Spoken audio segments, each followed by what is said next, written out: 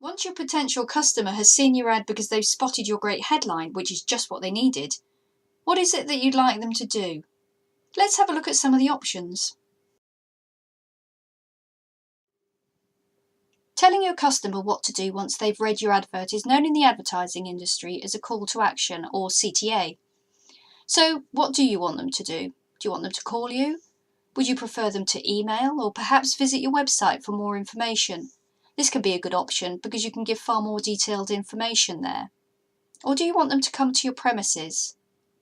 Other options may include asking them to ring for an appointment, going to your Facebook page, or following you on Twitter. It's important to have thought this through and that you're clear because people like to be told what to do next. If they have to work it out for themselves, you've lost them. They'll move on to another ad. Sometimes you can imply what you want them to do by, say, making your telephone number very big if you want them to call. I did exactly that once when I was doing ads for a company in the horse industry making personalised mugs and bags for horse-mad kids. The budget was tiny, so I had to develop an ad for teenage horse magazines, which ended up being just a tiny picture of one of the products and the website address as big as we could get it. The instruction in the ad had to be implicit because we just didn't have room for anything else. It might have been implicit, but it worked. Customers started going to the website from the very first ad going in, and when they got there, everything they needed to know was there on the home page. It got the company up and running with their first customers, and this can work for you too. If you think you might want people to go to your website, I've included a document which gives much more information on where to send them and some suggestions on how to structure the page you want them to go to. There's a link on this page below the videos which you can use to download that document. There's also a page in your workbook on your call to action which you might find useful as you bring all the elements of your ad together.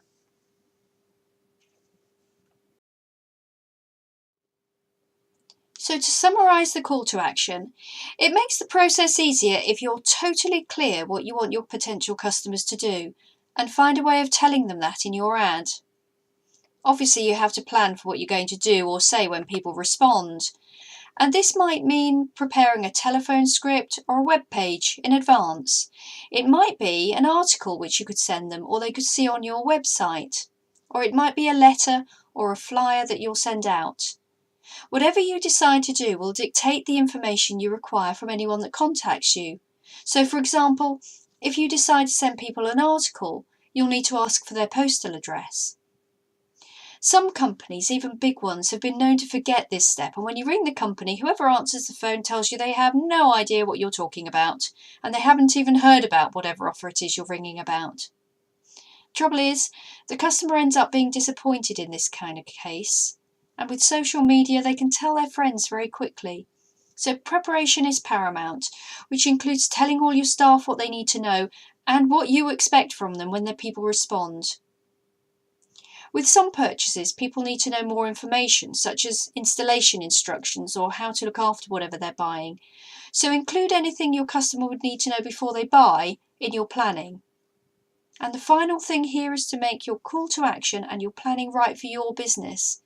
For some, phone calls are best. For others, a phone call takes too much time and sending people to a website is better. So think about what works for you and include that in your ad. Now we'll take a look at how our ads look with a call to action in place. Just to reiterate, we're doing the ads in black and one typeface for the moment so you can see how they come together with the 5 essential elements we're covering in this course. The nail bar would like its customers to ring for an appointment. So that's what we're telling them to do. Ring for an appointment and we've given them the number. The gardening company would like them to visit the website because they're going to give information about the offer on a special website page created just for this offer. This allows us to measure how many people came to this page, which will give an indication of how successful the ad was. But in this case, to get the offer and the information on how to redeem it, the customer is going to have to enter their email address and their name. This will allow the customer to get the offer, but it gives the company a chance to communicate again with someone that's shown interest in their services. It means that if the customer forgets to redeem the offer, the company can contact them again by email. And on the basis that on average it takes 7 to 12 communications with the customer to result in a sale, This is a very valuable marketing tool. I'll explain more about what the offer could be and why it doesn't necessarily mean that they lose revenue on this customer in the measurement section, which is in video 5.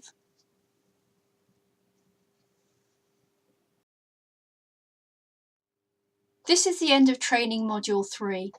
To find out the best ways to get your customers to respond to your ad, please start module 4